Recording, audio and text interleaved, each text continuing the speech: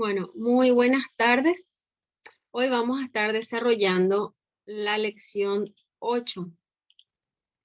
Como siempre les muestro el programa. Por suerte hoy en la fecha vamos a desarrollar lecciones cortas.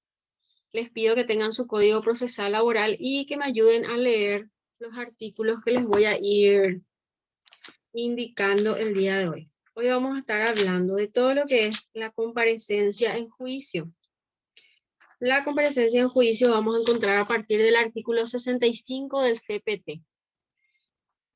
Del programa de estudio podemos decir que hoy vamos a desarrollar lo que es el significado de la comparecencia, el concepto, cuál es la capacidad procesal de las partes para que puedan comparecer, el auxilio de la fuerza pública, la representación en juicio, legal, funcional, convencional, porque hay distintas formas de representación.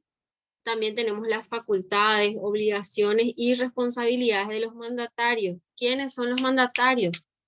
Son los abogados. Un ratito.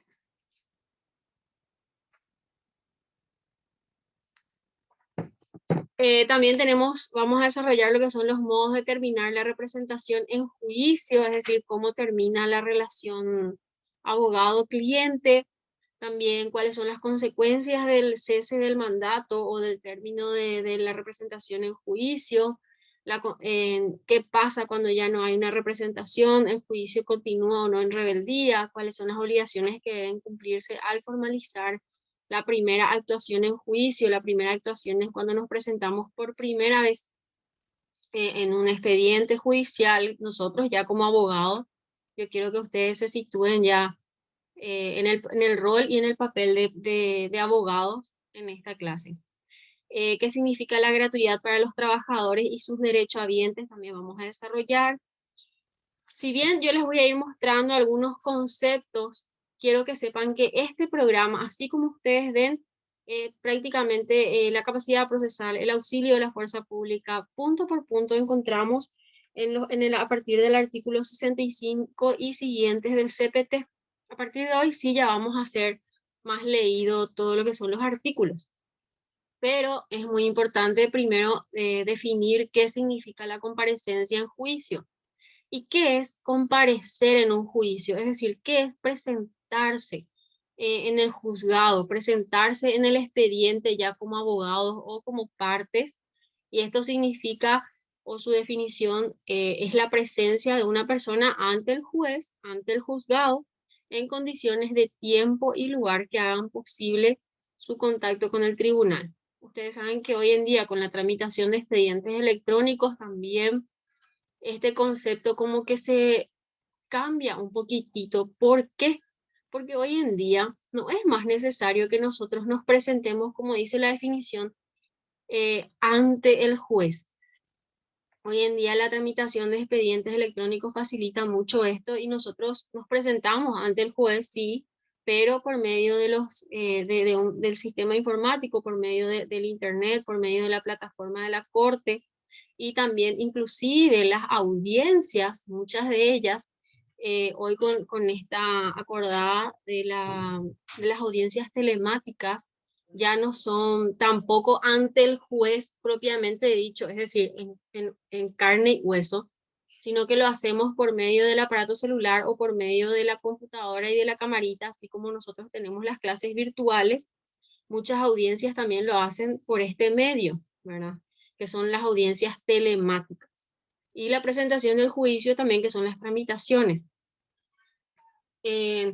Entonces, pero sí, por más de que hoy en día se utilice mucho la tecnología y lo hagamos de manera telemática o por medio de la gestión de los expedientes electrónicos, igual lo estamos haciendo, como dice ahí, estamos teniendo un contacto con el juez, estamos teniendo un contacto con el juzgado mismo o con el tribunal. Y esta comparecencia puede consistir en la presentación de la parte en persona, o sea, el cliente, el actor en nuestra materia, lo diríamos el trabajador o el empleador, o por medio de un defensor que sería el abogado, ya que serían ustedes. Entonces, si mi cliente no puede asistir, yo en mi calidad de abogado, puedo comparecer ante el juzgado en representación de mi cliente.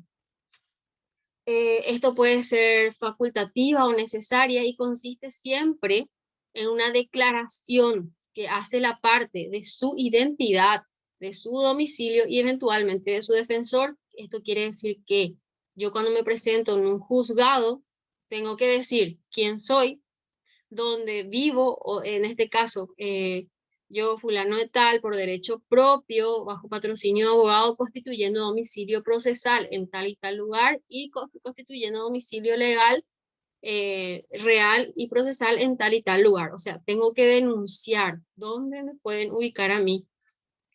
Y en caso de que me represente un abogado, siempre tengo que poner bajo patrocinio del profesional fulano de tal. Por lo tanto, la comparecencia de las partes es lo que hace posible el contradictorio como consecuencia de la dirección contraria de los intereses en juego. ¿Qué quiere decir el contradictorio? Ustedes ya dieron esto en lógica y dieron en taller jurisprudencial los principios del derecho, y uno de los principios era el derecho de contradicción. Quiere decir que yo cuando estoy compareciendo ante el juzgado en un expediente donde donde soy parte, se me da la posibilidad de contradecir, de ejercer mi derecho a la defensa, de poder ser parte, refutar las pruebas, diligenciar mis medios probatorios para contradecir los hechos que está diciendo la otra parte y para tratar de demostrar mis alegaciones o mis acertos o mis hechos, como ustedes quieran decirlo. Y eso es lo que significa el contradictorio, es decir, la posibilidad de poder contradecir a la otra parte por medio de mi comparecencia ante el juzgado o mi comparecencia dentro del expediente. Si yo no comparezco nunca en un expediente donde se me está denunciando, donde yo soy parte, yo no estoy ejerciendo, como dice ahí, mi contradictorio, o no estoy ejerciendo mi derecho a la defensa o de poder contradecir las pruebas y los hechos de la otra parte. Entonces, necesariamente tengo que comparecer por derechos propios o por medio de mi representante legal ante el juzgado para poder defenderme y dar también la verdad de mis hechos o la verdad de los hechos de mi cliente. Entonces sería eso. El artículo parte en juicio, partes en el juicio. ¿Quiénes son partes en el juicio? Ya lo habíamos dado en clases anteriores, pero es importante definir también esto.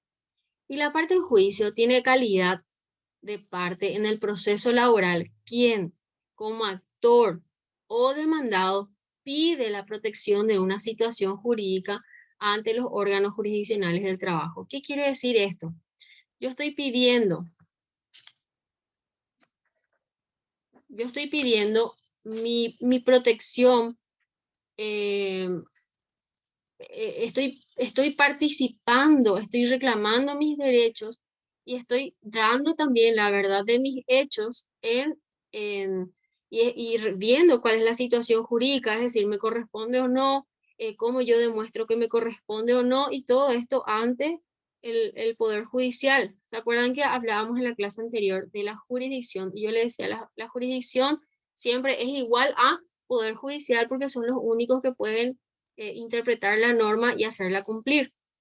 Entonces, cuando yo tengo una situación jurídica complicada, en este caso despido injustificado o retiro justificado o cualquier instituto del derecho laboral, eso hablamos de situación jurídica, entonces, ¿dónde tengo que recurrir? No puedo recurrir a senadores, diputados, no puedo recurrir al Poder Ejecutivo, tengo que recurrir al Poder Judicial siempre porque son los únicos que tienen la jurisdicción para resolver este tipo de conflictos.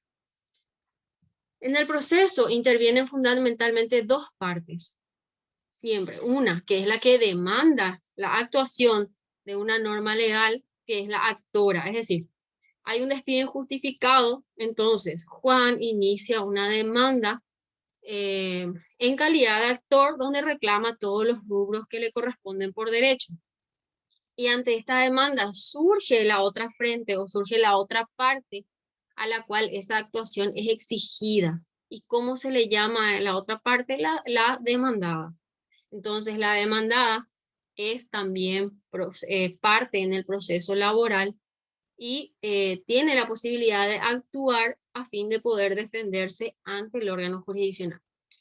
Algo muy importante también que tienen que saber es que aparte de la parte actora y demandada, también tienen carácter de sujetos activos por las facultades y deberes legales que la misma norma le atribuye al Ministerio Público del Trabajo, porque el Ministerio Público tiene un interés social en la decisión de conflictos, en el sentido de que tiene que velar por el cumplimiento de las normas y tiene que atender que se cumpla el debido proceso y las partes sean verdaderamente representadas y que no exista ninguna violación a sus derechos o algún vicio que se pueda cumplir durante el proceso.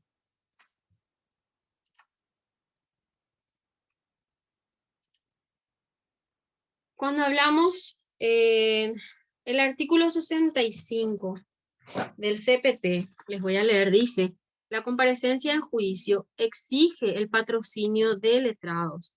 No obstante, las partes podrán actuar por sí mismas sin intervención de abogados en los juicios de única instancia y audiencias de conciliación.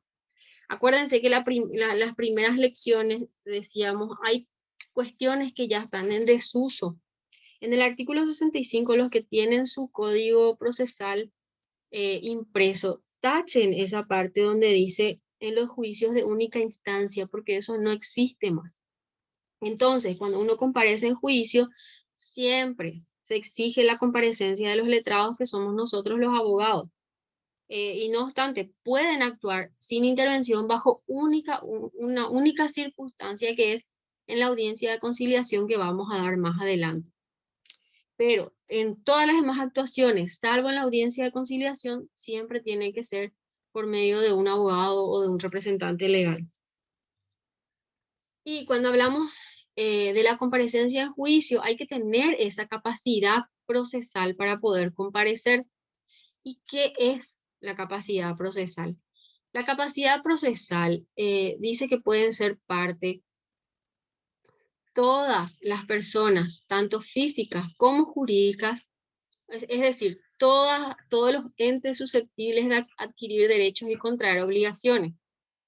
¿Y por qué hablamos de personas jurídicas? Porque el trabajador siempre en el 100% de los casos va a ser una persona física, pero el empleador puede ser también persona física como jurídica. Y jurídica hablamos de las empresas, hablamos de los negocios, de las firmas, por ejemplo, las unipersonales, pero las unipersonales al fin y al cabo tienen una persona física que dirige estas pequeñas empresas. Entonces, ambos capaces de adquirir derechos y contraer obligaciones tienen la capacidad jurídica para poder litigar. Una empresa que es persona jurídica quiere iniciar un juicio por justificación de causal de despido, entonces tiene la capacidad jurídica para poder comparecer en juicio e interponer una demanda por despido justificado. ¿Por qué? Porque es susceptible de adquirir derechos y contraer obligaciones. Otro jurisconsulto, el doctor Alsina, dice: como regla a la capacidad de derecho corresponde la capacidad de hecho, y lo normal es que quien se considere titular de un derecho puede defenderlo personalmente en el proceso, pero justamente a la incapacidad de hecho corresponde la incapacidad procesal, porque ambas cosas tratan de la incapacidad de obrar. Esto quiere decir que, cierto, yo tengo la capacidad de derecho, es decir, tengo el derecho en caso de un despido injustificado, yo tengo ese derecho para comparecer e interponer un juicio por despido injustificado. Pero, ¿tengo o no esa capacidad de hecho?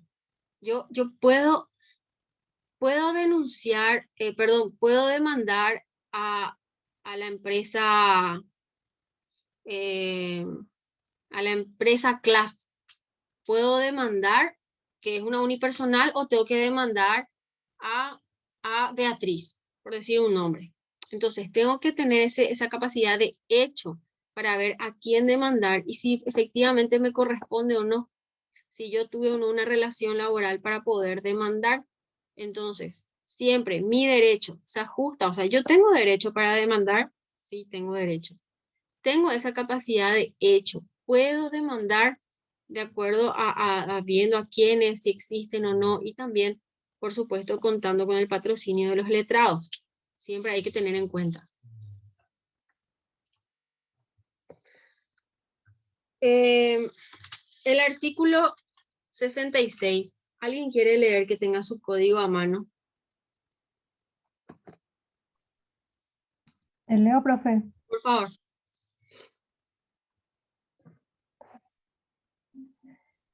Los, los obreros, empleados y aprendices o sus derechohabientes podrán hacerse representar por abogado o procurador mediante simple carta poder, cuya firma será autenticada por escribano público o juez de paz del lugar en que resida el poderdante. Ahora, lo que les decía al principio, siempre tiene que ser por medio de un letrado, que era el artículo 65 que les leía.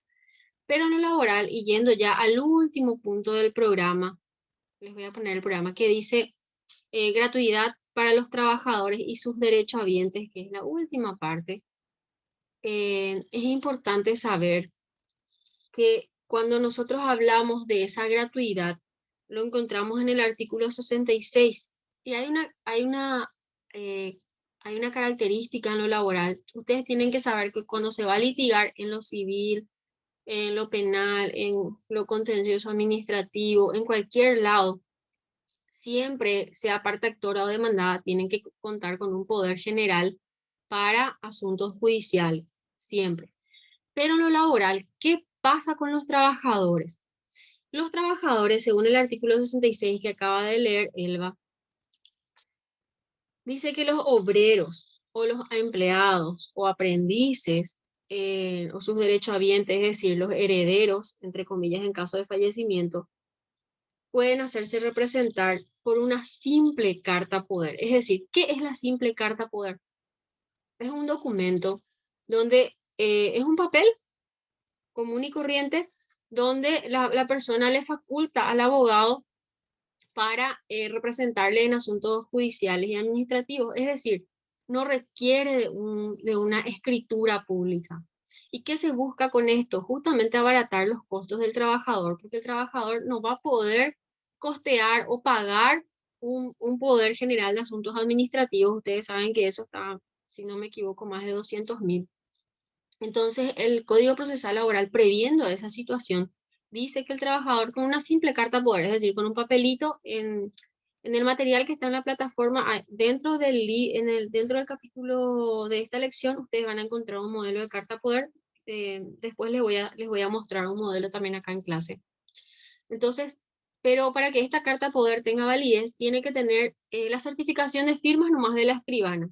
Y ni siquiera necesita hoja de seguridad, porque ustedes saben que cualquier documento, cualquier certificación de firmas, de cualquier instrumento privado, siempre tiene que tener la hoja de seguridad que expide la escribana pública, pero en este caso no es necesario, porque también tiene un costo extra esa hoja de seguridad. Entonces, al trabajador no se le exige eso y puede comparecer en un juicio con una simple carta poder y el abogado puede representar a su cliente con la simple carta poder.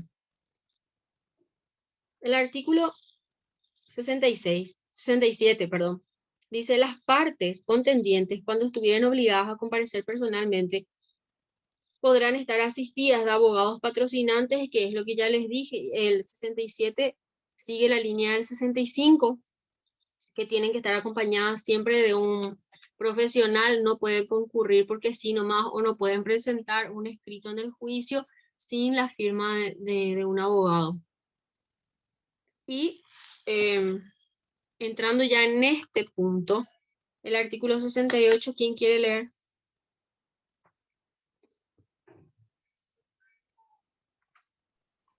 Te ayudo con eso, profesora. El artículo 68 dice: los jueces podrían solicitar el auxilio de la fuerza pública para que las personas cuya presencia estimen necesaria en juicio concurra a las audiencias, toda vez que no hubiesen hecho en 2 ocasiones anteriores y siempre que hubiesen sido debidamente notificadas, y no mediar causa de fuerza mayor. Desde la segunda citación se les notificará que se hará uso del medio previsto en el presente artículo. Es lo mismo que estamos proyectando. Esto quiere decir, ¿qué pasa si no comparece? Se le cita a una persona, tiene que venir y no viene, no aparece, el juez ya le señaló audiencias, nunca apareció. Entonces, si el juez puede ordenar por medio de la fuerza pública, ¿quién es la fuerza pública? La Policía Nacional. Y puede, por medio de la fuerza pública, sale la orden de búsqueda y se hace el trámite. Entonces, cuando se le encuentra a la persona, se le apresa, por decir de alguna manera, y se le trae ante el juzgado para que pueda participar o pueda asistir a la audiencia a la que fue señalada. Eso no solamente ocurre en lo penal, también en lo laboral. Pero no es que la orden de auxilio de la fuerza pública sale así nomás, porque sí, sino que como dice la misma norma, se tienen que dar ciertos requisitos para que salga esta orden de auxilio de la fuerza pública. ¿Y qué es lo que tiene que ocurrir? Primeramente, se le tuvo que haber citado en 2 ocasiones anteriores y se le tuvo que haber notificado efectivamente y fehacientemente para que comparezca. Y en caso de que en esas 2 ocasiones que fue debidamente notificado no compareció, ahí recién es cuando sale esta orden. Siempre y cuando también la persona no haya justificado su incomparecencia, porque ¿qué pasa si es que se le citó, se le notificó, pero presentó un reposo médico, que es muy común? Entonces se vuelve a señalar una audiencia, se le vuelve a notificar, vuelve a presentar un reposo médico. Ahí estuvo justificando que por fuerzas mayores no pudo asistir a la audiencia, entonces no se puede solicitar el auxilio de la fuerza pública. Pero si se señala audiencia, se le notifica, no justifica, vuelve a ocurrir esta situación, ahí sí sale sale con la advertencia de que en caso de no comparecer, ya se va a hacer el uso de la fuerza pública. Y cuando hablamos también de la representación en juicio, es muy importante saber que hay casos en que las partes están obligadas a comparecer personalmente y el Código Procesal Laboral establece cuáles son en las que sí o sí tienen que comparecer las partes. No pueden ser representadas por sus abogados, sino que sí o sí, no sé cómo explicarles, pero sí o sí tienen que comparecer personalmente a la audiencia. En nuestro Código Procesal Laboral, dentro de nuestro fuero, las que son obligatorias y las partes sí o sí tienen que comparecer, básicamente son tres momentos en que el actor o el demandado tienen que comparecer. Número 1 es la audiencia de conciliación, que es personalísima, no existe poder especial que otorgan las partes ante escribano público para que comparezca el abogado. Sí o sí tienen que comparecer las partes. La otra actuación es la de declaración jurada y que vamos a dar más adelante, no se preocupen. Y el tercer momento es el de la absolución de posiciones, que tiene que ser en un acto personalísimo, salvo que sea persona jurídica. Pero si es persona física, es un acto personalísimo y tiene que comparecer. Y se da una situación en este caso, abro paréntesis, después vamos a desarrollar, pero abro paréntesis nomás. En lo civil, cuando hablamos de absolución de posiciones, puede el profesional comparecer en representación de su cliente a absolver posiciones si tiene un poder especial. En lo laboral nunca ocurre eso. En lo laboral sí o sí tienen que comparecer las partes, actora y demandada, en estos 3 momentos que les estoy diciendo: audiencia de conciliación, declaración jurada y absolución de posiciones. Esos son los únicos 3 momentos que sí o sí tienen que comparecer de manera personal. O sea que la representación en estos 3 casos no se da. Pero fuera de eso, siempre tienen que tener la representación legal o de un abogado. Dice, la comparecencia en juicio exige el patrocinio de letrados, no obstante, las partes podrán actuar por sí mismos sin intervención de abogados en las audiencias de conciliación, que es el artículo que ya leímos con anterioridad. Y cuando hablamos de representación también es muy importante saber, el artículo 69 dice que el apoderado asume todas las responsabilidades que las leyes imponen al mandatario. ¿Quién es el mandatario? El actor o el demandado. ¿Quién es el apoderado? El abogado. Una vez aceptado el poder, una vez que el abogado, una vez que ustedes acepten el poder o acepten la responsabilidad de representar en juicio a sus clientes, asumen todas las responsabilidades que las leyes le impongan, que vamos a dar más adelante cuáles son las responsabilidades de nosotros como abogados que tenemos desde el momento que nuestros clientes nos confieren ese poder. Y el artículo 69 sigue diciendo, los abogados y procuradores están obligados a seguir el juicio mientras no hayan cesado legalmente en su representación. Entonces, el abogado, mientras que no termine ese poder que les fue facultado, él sigue representando a sus clientes. ¿Qué pasa si perime el expediente o pierde el juicio por su negligencia, es decir, por su falta de responsabilidad y de manejar el proceso? Es responsabilidad del profesional y eso está en uno de los puntos más adelante. Quiere decir que si yo como profesional soy negligente dentro del expediente y mi cliente pierde el juicio por mi culpa y las costas salen contra mi cliente, el día de mañana mi cliente también me puede reclamar a mí el pago de todos los gastos y de todos los perjuicios por mi negligencia dentro del juicio. Por eso siempre tienen que atender bien cuando lleven los juicios adelante. Y los tipos de representación, dicen, hay dos tipos de representación, la legal y la convencional.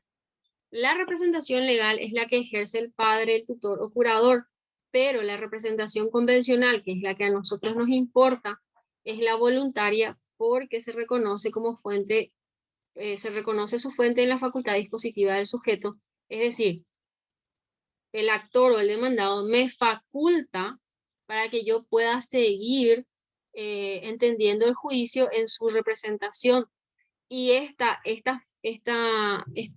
cuando me otorga ese poder o me faculta para entender el juicio, es un acto voluntario. Es decir, el cliente elige darme a mí, me elige a mí como abogado y elige darme esa facultad para poder entender en juicio. La carta poder, que es lo que ya leímos, que es el artículo 66, el concepto básicamente es una autorización para litigar expedida sobre un papel, como les dije hace rato, con la firma del otorgante. Y esta es autenticada por escribano público o juez de paz en el lugar donde reside el poderdante. Pero preferentemente siempre es mejor que sea ante un escribano público y no tiene mucho costo porque es una certificación de firmas lo más simple. Las facultades y obligaciones de los mandatarios, que era lo que les estaba diciendo, cuando nosotros como profesionales se nos otorga ese poder o se nos confiere ese poder para un asunto determinado, en este caso llevar adelante un juicio, siempre comprende la facultad de interponer los recursos legales y ejercer la representación en todas las instancias. ¿Qué quiere decir interponer los recursos? Es decir, iniciar la demanda, contestar la demanda, plantear o poner una excepción, plantear incidente de nulidad, suspensión, es decir, todas las actuaciones que conllevan dentro de un expediente judicial. También me da la facultad de intervenir en todos los incidentes dentro del expediente principal y de los actos que puedan suceder en la secuela de la litis o en la tramitación del expediente. Excepto para los que requieran facultad especial, pero en lo laboral se da muy poco esta situación. También los que están expresamente reservados en el poder. Por ejemplo, una persona física obviamente, perdón, una persona jurídica no puede venir a comparecer a absolver posiciones porque no existe persona jurídica. Entonces, en ese caso sí tiene que haber un poder especial donde la empresa le faculta al abogado o a otro representante para poder absolver posiciones. A eso se refiere cuando hay facultades especiales que se deben conceder. También hay actos personalísimos, como ya les dije, que son las audiencias de conciliación. No olvidé el tema de reconocimiento de firma y absolución de posiciones, que están en el 70 del CPT, que son cuestiones personalísimas y que no se puede ceder esa facultad a los representantes legales. El artículo 70, ¿quién quiere leer?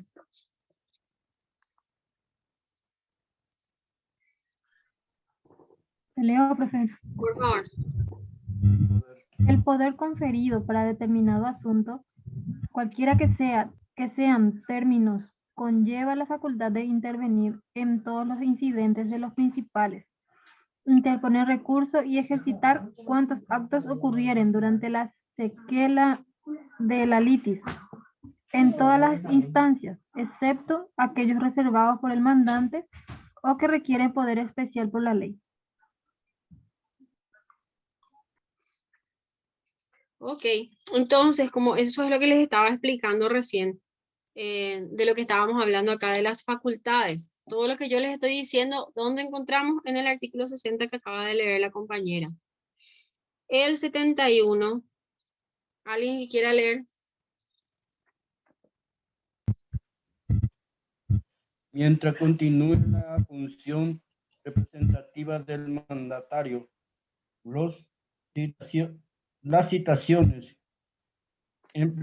emplazamiento y modificaciones que se le hiciere, inclusive de la sentencia definitiva, tendrá la fuerza y validez como si se hubiese hecho al poderante, salvo la excepción prevista en la ley.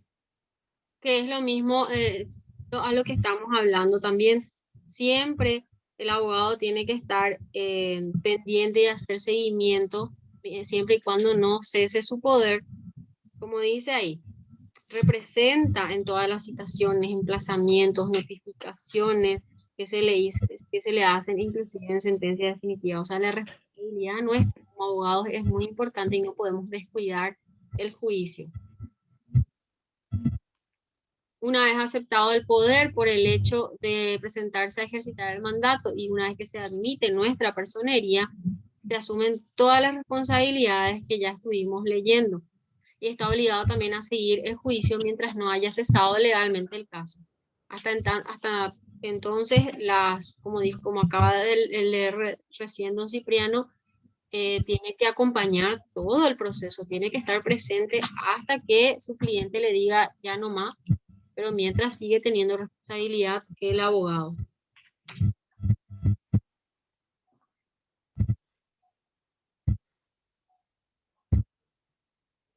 Bueno, ¿qué les parece si hacemos una pausa para poder seguir?